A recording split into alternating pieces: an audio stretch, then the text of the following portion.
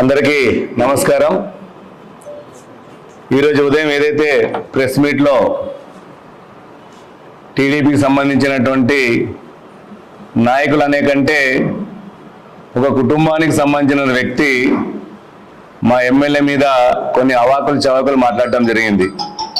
దానికి సమాధానంగానే ఈ ప్రెస్ మీట్ని ఏర్పాటు చేయడం జరిగింది.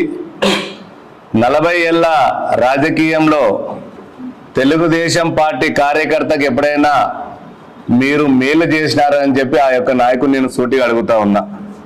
మీ కుటుంబం తప్ప సాధారణ కార్యకర్త కానీ నిక్కస్ అయినటువంటి టీడీపీ కార్యకర్త కానీ మీరు ఎప్పుడైనా మేలు చేసిన సందర్భం ఉంది అని చెప్పి ఈ సందర్భంగా నేను ప్రశ్నిస్తున్నా.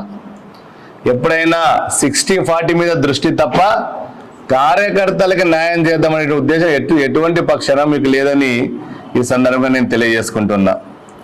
నిజమైన కార్యకర్తకి ద్రోహం చేసింది మీరు కాదా? 2004లో అప్పుడు చంద్రబాబు నాయుడు గారు ఒక మహిళకు, అందులో వాల్మీకి మహిళకు బీజేపీ టికెట్ కేటాయిస్తే మీరు చేసినటువంటి టీడీపీ టికెట్ కేటాయిస్తే మీరు చేసినటువంటి పని ఏమి? ఈరోజు పార్టీ చెప్పినట్లు మేము వింటామని మీరు చెప్పినటువంటి సందర్భంలో 2004లో టీడీపీని స్థాపించినటువంటి మహానుభావుడు ఎన్టీఆర్ గారి విగ్రహం తగలబెట్టడానికి మీరు ప్రయత్నం చేయలేదా అని అడుగుతా ఉన్నా. ఒక్కసారి టికెట్ ఇవ్వకపోతేనే మీరు బీసీలకు టికెట్ ఇస్తే తట్టుకోలేదు అంటే మీ కుటుంబం మాత్రమే టీడీపీ టికెట్ మీద పనిచేయాలని చెప్పి ఆలోచన స్పష్టంగా కనిపిస్తూ ఉంది. అంతేకాదు ఈరోజు టీడీపీని నాశనం చేయడం ఎవరి తరం కాదు అంటున్నారు. నేను చెప్తున్నా, మీ కుటుంబం టీడీపీని నాశనం చేసే పరిస్థితిలో ఉంది. దానికి ఎవ్వరు కూడా అవసరం లేదు. ఈరోజు టీడీపీ నాయకులు జెండాలు మోస్తున్నారు, పార్టీ కోసం 6 నిమిషాలు పనిచేస్తూ ఉన్నారు. కానీ వారి బాగోగులు పట్టించుకున్న పాపన పోలేదు. వాళ్ళకి ఎప్పుడు మీరు కాంట్రాక్ట్లు కానీ పనులు కానీ పదవులు కానీ ఇచ్చినటువంటి సందర్భం లేదు. ఇకపోతే ఊర్లు మీ కుటుంబం మాత్రం దోచుకో తింటుందని చెప్పి సందర్భంగా నేను తెలియజేస్తుంటాను. మిత్రులారా, టీడీపీ కార్యకర్తలు మనం మొన్న చూసాం. సాక్షాత్తు చంద్రబాబు నాయుడు గారిని జైల్లో పెడితే మీరు ఎంత మాత్రం స్పందించారని చెప్పి నేను ఈ సందర్భం మిమ్మల్ని ప్రశ్నిస్తున్నా. ఈరోజు మీరు కూర్చుంటున్నారే రోడ్ల మీద, ఆ రోజు మీరు ఏమైపోయారు? ఇంత తీవ్రంగా వ్యతిరేకించారా? వైఎస్ఆర్సీపీ కుమ్మక్కై ఏమాత్రం నిమ్మకు నీరెత్తిన కూర్చున్నటువంటి సందర్భం మీది. అంతేకాదు ఈరోజు మా ఎమ్మెల్యే గారి మీద మీరు కామెంట్ చేస్తూ ఉన్నారు. ఏమని? కమల్ హాసన్ గారని నువ్వు కామెంట్ చేస్తూ ఉన్నావు. నేను ఇదే విషయం మీకు చెప్తున్నా. మిస్టర్ బ్రహ్మానందం రంగస్వామి నాయుడు గారు, మీ ముఖం చూసి ఆయనతోనే పోల్చాలనిపిస్తుంది. అది కూడా ఇంకా ఎక్కువనే మీకు. బ్రహ్మానందం గారు, మీకు నేను మా యొక్క ఎమ్మెల్యే గారి గురించి మాట్లాడే అర్హత లేదు. కనీసం మా పార్టీ గురించి ప్రశ్నించే హక్కు కూడా మీకు లేదు. మీరు ఏం హోదాతో మా ఎమ్మెల్యే గురించి కానీ మా పార్టీ గురించి మీరు మాట్లాడుతూ ఉన్నారు. ఈరోజు భారతీయ జనతా పార్టీ 18 రాష్ట్రాల అధికారంలో ఉంది, తెలుసుకోండి ఒకసారి మీరు. ఇంకో విషయం ఏమంటే, ఈరోజు టీడీపీలో మీకు ఏం హోదాతో మీరు మాట్లాడుతూ ఉన్నారు? మిస్టర్ బ్రహ్మానందం రంగస్వామి నాయుడు గారు అని చెప్పి నేను ప్రశ్నిస్తా ఉన్నా. ఈరోజు అనేక మంది బాధ్యతలు ఉన్న పార్టీలో మీకు ఏం బాధ్యత ఉందంటే ఓన్లీ ఒకే ఒక బాధ్యత, మీనాక్షి నాయుడు గారు అల్లుడు అనే బాధ్యత మాత్రం, హోదా మాత్రం మీకు ఉంది. ఆ హోదాతోనే మీరు మాట్లాడుతూ ఉన్నారు. నిన్న జరిగినటువంటిది ఏదైతే మున్సిపాలిటీలో చూసాం అందరం కూడా, మీరు చేసినటువంటి యొక్క పని యావత్ సమాజం సిగ్గుతో తలవంచుకుంటా ఉంది. మీరు మాట్లాడిన భాష కానీ, మీరు ప్రవర్తించిన తీరు కానీ, అయినా మా ఎమ్మెల్యే గారు ఎంతో ప్రశాంతంగా మీకు సమాధానం చెప్పారు. ఇచ్చిన సమాధానం కూడా మీకు నచ్చడం లేదు. ఏమని మాట్లాడుతున్నారు మీరు? అన్న క్యాంటీన్లు మూసేస్తామని చెప్పి మీరు మాట్లాడతారా? అన్న క్యాంటీన్లు తెరుచుకోమని చెప్తారా? ఖబర్దార్, నేను ప్రశ్నిస్తున్నా. మీకు మా ప్రాణాలు అడ్డైనా కానీ మేము అన్న క్యాంటీన్లను కాపాడుకుంటాం. బడుగు బలైన వర్గాలకు సంబంధించినవి అవి. మీకు రావాల్సినట్టు కొంచెం బకాయిలు రాలేదని చెప్పి మీరు బ్లాక్మెయిల్ రాజకీయాలు చేస్తారా? చెప్తున్నాం మరొకసారి, భారతీయ జనతా పార్టీ తరఫున మేము చెప్తున్నాం, అన్న క్యాంటీన్ల కాపాడు కూడా మా ప్రథమ కర్తవ్యం.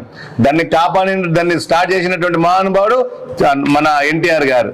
వారి పేరు మీద ఈరోజు మనం ఆ పేద బడుగు బలైన వర్గాలకి మనం భోజనం పెడతా ఉన్నాం.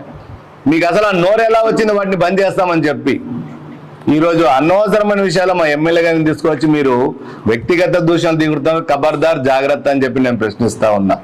మీరు వైఎంకే గ్రౌండ్ లో చేసినటువంటి పని ఏమి?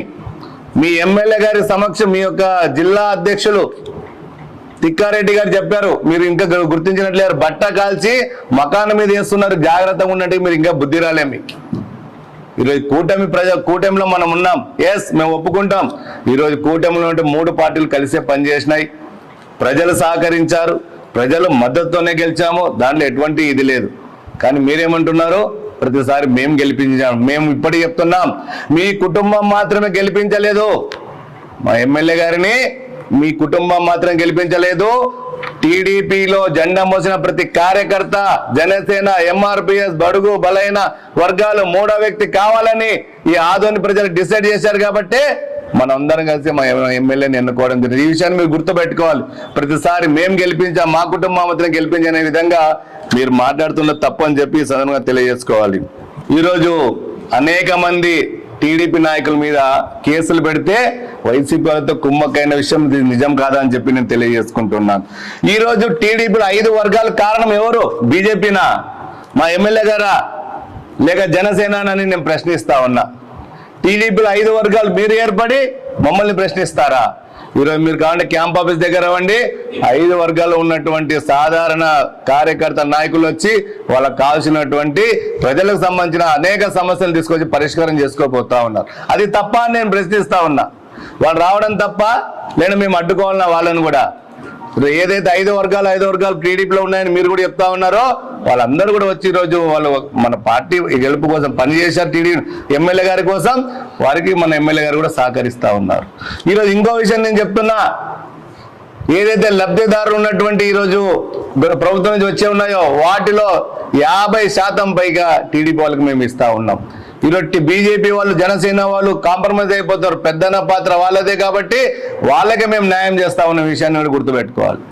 అయినా ఇంకా మీరు మాకు ఇంకా ఏదో చేయాలి, మాకు ఇంకా సరిపోలేదంటే ఇది భావ్యం కదని చెప్పి ఈ సందర్భంగా నేను తెలియజేసుకుంటున్నా. మరొకసారి విన్నవించుకునేది ఏమంటే, ఈరోజు పార్థసారథి గారు గెలిచారు, కూటమి ప్రభుత్వం గెలిచారు, దాంట్లో ఎటువంటి లేదు. మరొకసారి చెప్తున్నా, మీ కుటుంబం మాత్రమే కాదు ఇది గెలపడానికి కారణం. ఇప్పుడు ఆయన చెప్తున్నారు నా ఇంటికి వచ్చారని.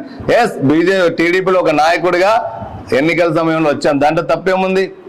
అంత మాత్రాన మీరు చెప్పినట్టు నడుచుకోవాలా, లేదు మీరు చెప్పినట్లు వినాలని ఇక్కడ రాజ్యాంగంలో ఉంది. ఈరోజు ఒక విషయం చెప్తా ఉన్నాడు ఆయన మాట్లాడుతూ, సాక్షాత్తు మీనాక్షి గారు చెప్పినా నేను ఈరోజు ప్రెస్ మీట్ పెడతా ఉన్నా అని చెప్పి, ప్రెస్ మీట్ పెడితే నా ఇంటికి రావద్దని చెప్పాడంట. నేను ఈరోజు చెప్తున్నా, అయ్యా బ్రహ్మానందం, రంగస్వామి నాయుడు గారు, మీరు ప్రెస్ మీట్ పెట్టారు కాబట్టి, మీ నాయకుడు అనేటటువంటి మీనాక్షి మాట మీరు వినలేదు కాబట్టి త్వరలో తట్టా పుట్టా సర్దుకుని చిన్న ఉత్తరుకు వెళ్ళిపోండి అని చెప్పి మీకు నేను సలహా ఇస్తున్నా.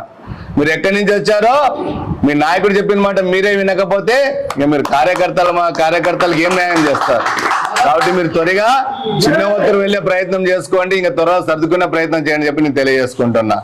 అంతేకాదు మిత్రులారా, మీ అందరికీ తెలుసు, గత ఎన్నికల్లో విశేషంగా కృషి చేసి ప్రజలు కూడా బ్రహ్మరథం పడుతున్న సందర్భంలో చివరి 2 రోజులు ఈ కుటుంబానికి సంబంధించిన నాయకులు ఏం చేశారో ప్రజలందరికీ తెలుసు.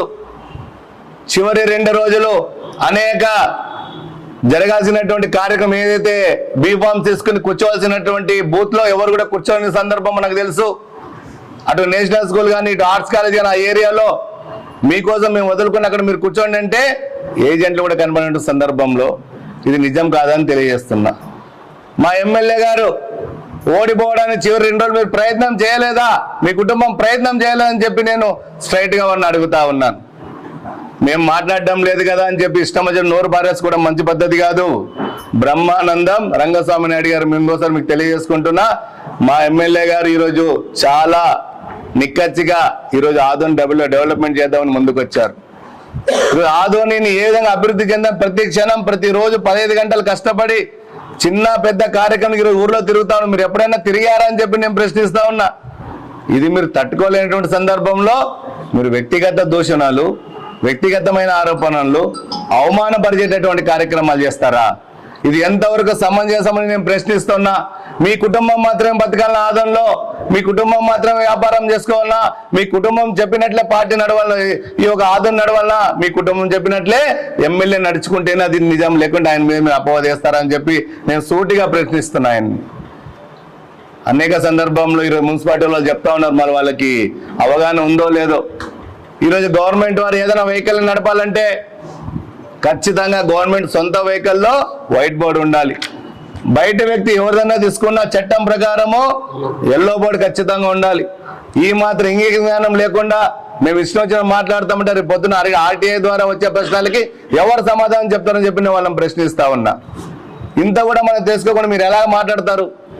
దానికి కూడా మా ఎమ్మెల్యే గారు అడ్డుపడినారు. ఎమ్మెల్యే గారు చేయడం లేదంటే ఎంతవరకు సమంజసం ఇది? కాబట్టి వీళ్ళందరూ నేను ఒకటే కోరుతున్నా, మీకు ఈ రోజు కూడా ప్రజా సమస్యల మీద, ఆదోని అభివృద్ధి మీద ఏ మాత్రం చిత్తశుద్ధి ఉన్నా కలిసి రండి, పనిచేయడానికి మేము సిద్ధంగా ఉన్నాం. అంతేగాని మనసులో ఒకటి పెట్టుకుని బయట ఒక రకంగా మీరు బిహేవ్ చేస్తూ మా ఎమ్మెల్యే అవమానిస్తుంటే చూస్తూ కూర్చోవడం ఇక్కడ బీజేపీ కార్యకర్తల నాయకులు ఎవరు కానీ సిద్ధంగా లేరని ఈ సందర్భంగా తెలియజేసుకుంటూ, ఈరోజు మా ఎమ్మెల్యే గారు ఒకటే చెప్తా ఉన్నారు, మీరు ఎంత అల్లరి చేయలేని ప్రయత్నం చేసినా మా యొక్క దృఢ సంకల్పం ఒకటే, సబ్కా సాత్, సబ్కా వికాస్, సబ్కా విశ్వాస్ అనే లక్ష్యంతోనే ఈ ఆదోని అభివృద్ధి కోసం కంకణ బద్దులై మేము పనిచేస్తామని చెప్పి సందర్భం తెలియజేసుకుంటున్నాం. భారత్ మాతా కీ జై.